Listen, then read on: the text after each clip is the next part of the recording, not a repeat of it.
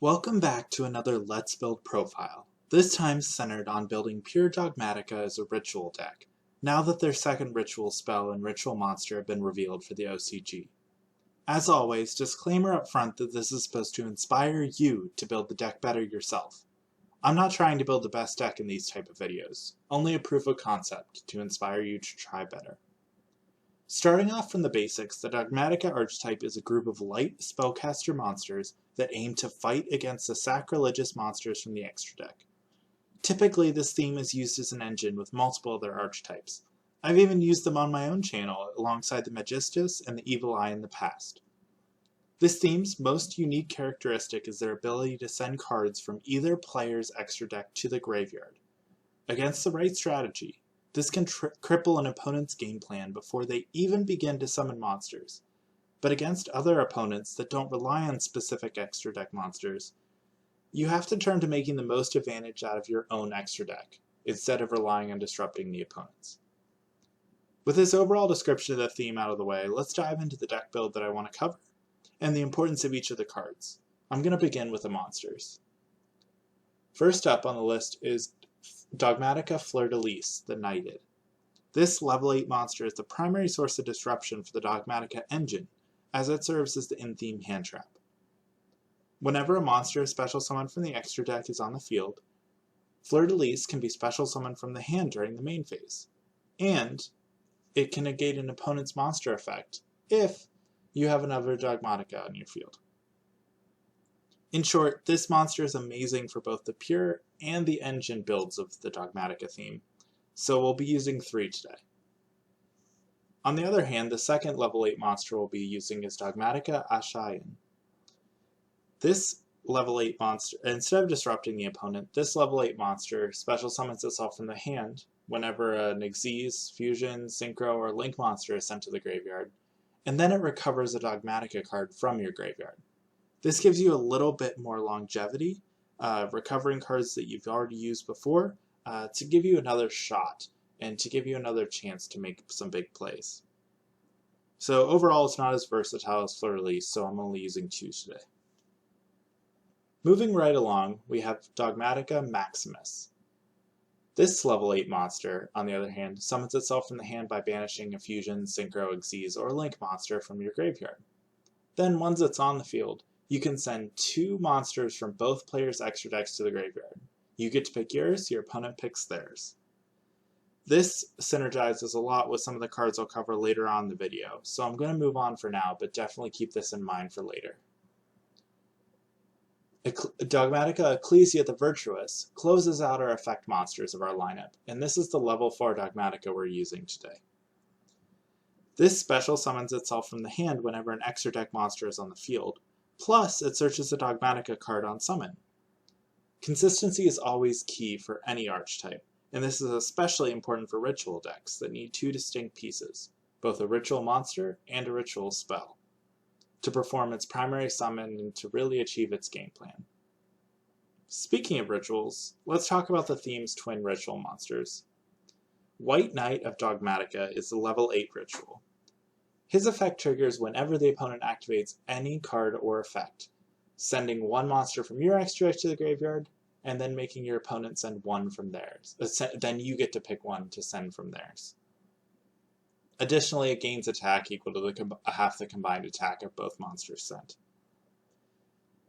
In a pure deck, this is your main boss monster, but it's not an endgame win condition like some other boss monsters for other themes.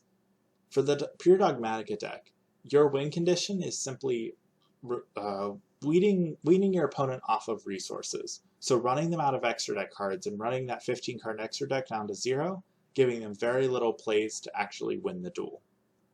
In some ways, it's much like the pressure ability in Pokemon, killing PP.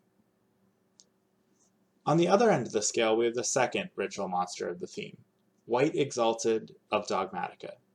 This is a level 4 ritual monster, and whenever it's ritual summoned, it shares attacks between 2 monsters on your field, Dogmatika or not. And you can even target your opponent's monsters if your opponent has a really strong boss monster to make your White Exalted or even anything else gain a lot of attack power. Again, White Exalted gives you even more pressure on your opponent's extra deck, as whenever they summon from the extra deck, you get to look at the rest of their extra deck and send something from it to the graveyard. Between this, White Knight, and the other options available, you'll be sending cards from your opponent's graveyard pretty regularly, which will give you a little bit more power to control the duel, even if you're not controlling their on-field presence with the 2 rituals. So let's talk about the ritual spells to make these 2 ritual monsters. Dogmatika Calamity can ritual summon any Dogmatika ritual monster, so either of our options. And it tributes a monster by sending one from your extra deck to the graveyard as the equal levels for the ritual summon. This will be important for later on, so let's keep that in mind again for when we're talking about monsters that are sent from the extra deck to the graveyard and give you some beneficial effects. On the other hand, we have the new Dogmatika, a ritual spell that rituals from either the hand or graveyard by tributing monsters or by banishing fusions or synchros from your graveyard. In a way, we have a couple of fusions and synchros whose levels both are 4 and 8, so we have a ton of options in order to use this.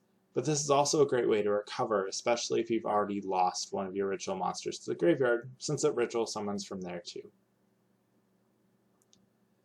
But enough about just talking about the ritual element of the deck. Let's talk about other spell and trap card support for the Dogmatika.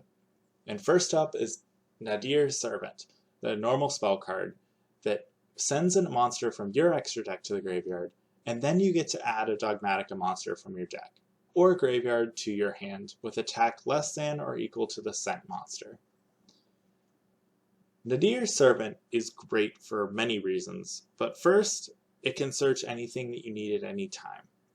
Since it can send a monster with greater than 1500 attack, you can use it to search Ecclesia, Dogmatika Ecclesia, who then can search any other Dogmatika card. So you can really use it to chain. But its most important effect is being able to search any of your Dogmatika ritual monsters.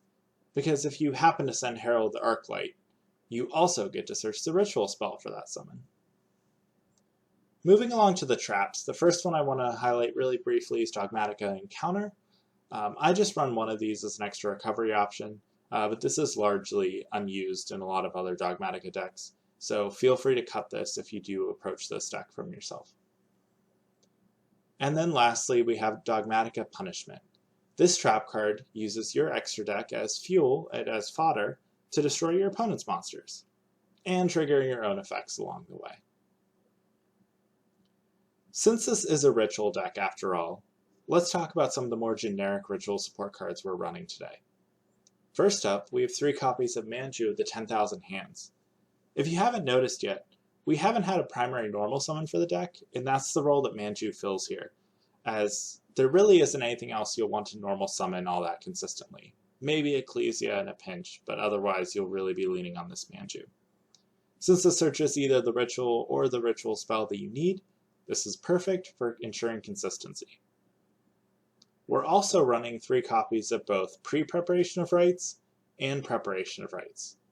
In terms of pre-prep, this is very important because Dogmatika actually includes the names of both of the ritual monsters in its card text, so you can use it to search both Dogmatika and White Knight, or Dogmatika and White Exalted. On the other hand, Preparation of Rites is just another way to recover one of your ritual spells while also searching your White Exalted. Altogether, all of these consistency options are essential to making your deck run as seamlessly as possible and ensure you have the ritual material, ritual monster, and ritual spell that you need to perform a summon successfully to have a chance at executing your game plan and win the duel. Finally, closing out your build today, we have yet another ritual monster, but this time we're sort of escaping the Dogmatika theme and embracing Transonic Bird, an upcoming Dark Winged Beast monster from the next set. Transonic Bird is all about enabling other ritual themes well. And its primary effect that I want you all to pay attention to is its second effect, as during the opponent's turn, you can send a ritual spell from your deck to the graveyard to actually ritual summon. This lets you ritual summon during the opponent's turn, especially out of left field, so they might not know exactly what you're running if you just end your turn with the Transonic bird. Also, if you end up using that same Transonic bird as a tribute for the ritual summon, you can target a face-up card your opponent controls and negates its effects until the end of the turn. This is important as, in combination with Fleur-de-Lis, you can actually negate multiple cards and gives you a little bit more disruption. As for the last two cards, that's just Sonic Tracker, the Transonic Bird's themed ritual spell, so that way you can also search it off for pre-preparation of rites or preparation of rites. So throughout my quick desk description and talking about a lot of the cards that I was covering today, I talked a lot about sending stuff from the extra to the graveyard. So let's talk about some of what we're sending. On the first part, we have Titaniclad, the Ash Dragon. After it is sent, during the end phase of the turn, you can special summon or add to your hand a Dogmatika monster from your deck. This tutoring, if you've already used Ecclesia, you can tutor anything else, or you can just choose to tutor Ecclesia straight to your field to then search the Fleur-de-Lis. This is a great way to end your first turn, especially if you use it as ritual material through Dog Calamity. Another option that you can choose is Fossil Warrior Skull Knight, which, whenever it's in your graveyard, you can then later banish it to destroy a monster on the field. So this sort of invests in your future and gives you another monster removal option later in the turn. If you want destruction right away, turn to Elder Entity Natis. This fusion monster destroys a card in the field whenever it is sent, so you can combine this with Nadir's Servant, or with your White Knight, or with your Dog Calamity to immediately destroy something and really disrupt that opponent's board and game state. If advantage is what you're looking for, look no further than the aforementioned Herald the Arclight. Herald the Arclight searches a ritual spell or a ritual monster whenever it's sent to the graveyard. So you can use this with White Knight to search White Exalted, or you can use it as the ritual material for White Exalted to then search your White Knight, or even Transonic Bird. In terms of some more off-the-wall cards to pair with the Dogmatika theme, I first have a small Boral Code Dragon engine. So that consists of Boral Code Dragon itself and Topologic Bomber Dragon. Whenever Boral Code is in the graveyard, you can banish it to banish a dark monster on the field with 3,000 or more attack, and then you get to special summon that Bomber Dragon directly from your extra deck.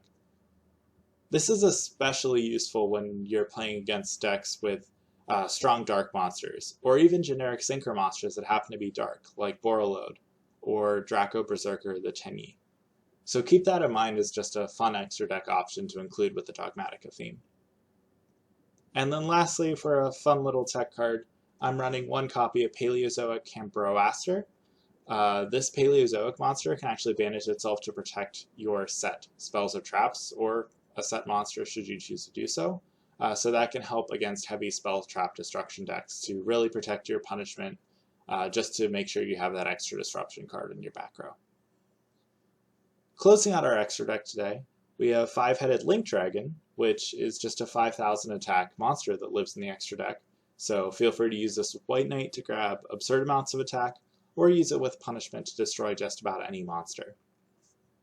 We also have Artemis, the Magistus Moon Maiden, whose role in here is to serve as a link monster that you can summon with your Dogmatika cards. So you can either use White Exalted or Ecclesia as the link material, and then you have a monster summoned from the extra deck to be able to enable your other Dogmatika effects.